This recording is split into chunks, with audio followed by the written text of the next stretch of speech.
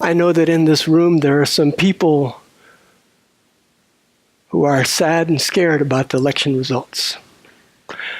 I also know that in this room there are some people who are very happy about the election results because the candidate that they supported won. I also know there's some people in this room who've never quite got over the fact Bernie Sanders wasn't on the ballot. And then there's a bunch of folks in this room who are just glad it's all over. But I'm also guessing, I also know from conversations with many of you and from listening in to the vibration of the time, that many people are holding their breath, wondering what the changes are. There are some changes coming. And I saw that bumper sticker again yesterday, the one that says, "I'll keep my money, guns, and freedom. You keep the change." Yeah. And I really felt the power of that bumper sticker for the first time. I really felt that how true that is for me as well. That I, like most humans, am really scared of change. That's not a bad thing. We are hardwired as humans. As a species, our reptilian brain is hardwired to be suspicious of and afraid of any change in the environment. As a species, humans evolved to live in relatively small geographical areas and relatively small tribes of people with relatively small lives that were very consistent. Just a few foods available at any given time. Just you knew what was in your surroundings because your surroundings were just a few square miles that you might migrate for the winter, but you migrated to where your parents had migrated before and the grandparents before that, and you came back in the summer. Humans are hardwired to be creatures of habit, creatures of a small herd or clan or tribe. And we don't like changes. And we live in a time of incredible change. And change is not only inevitable, change is an integral part of what it is to be human in the long arc of things, because we, as a species, as all other species on the planet, must adapt to change, and change is continual in the environment. If you don't believe that, go look at the dinosaur tracks in Government Canyon, located 20 miles from here.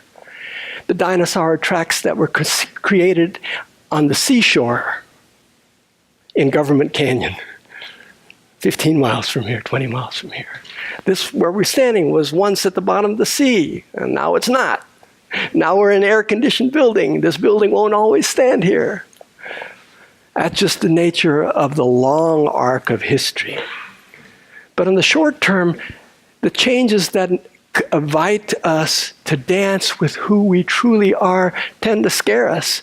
But those of us who are on a path of spiritual growth, who have chosen to believe in the power not just of evolution, but conscious evolution, choosing to consciously participate in the evolution of our spirit, of our species, to be ever more loving, ever more embracing of all beings.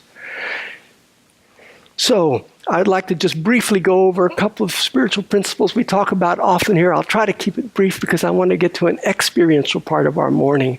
But the first principle is simply we are one. We are one with all of life, all of oneness. All of life is one with us. And that whoever or whatever we see that disturbs us can also serve us in remembering that what disturbs us is just ourselves.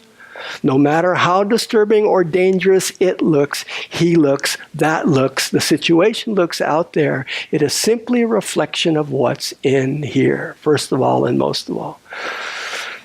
And that I am not a victim of the circumstances of my life. I am not at the effect of my environment. I am a co-creator of the circumstances of my life.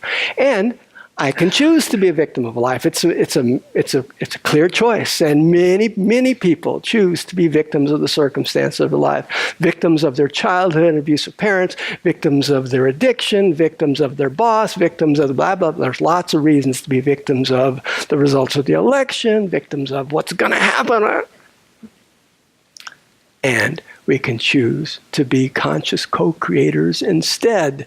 And remember that in a very real sense, we are what we eat. We are what we eat. Eat junk, your body becomes junk. And what we think and what we read and what we hear is part of what we ingest, is also what we digest. What we eat is what we are and what we become. So if you tune in to stories of fear and anger and sadness or recrimination against that thing over there or that one over there or that over there, if you ingest and digest those thoughts, you become a victim of and filled with that vibration. And you and I are free to choose what we tune into, what we listen to. So my question is, what stories you've been digesting lately? And the more important question is, what story do you want to tell? Because the stories you tell, if what we tell helps co-create our stories, helps co-create our lives, what story do you choose to tell about this time of dramatic change we live in? So you were given a little index card and a pen and a lapboard when you came in. First thought, best thought. I invite you to write a brief phrase. Did everybody get a lapboard and a pen and an index card? You got it? First thought, best thought. One short phrase or sentence of the story you choose to tell about yourself in this time of change. You can just say, I am hopeful. I'm mad. But remember, what you say after the words I am is incredibly powerful, because the words I am are a divine multiplier.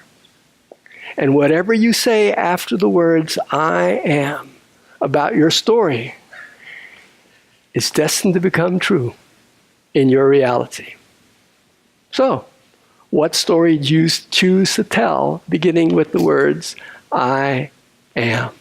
So the question is, what story do you choose to tell about yourself in this time of change, beginning with the words I am?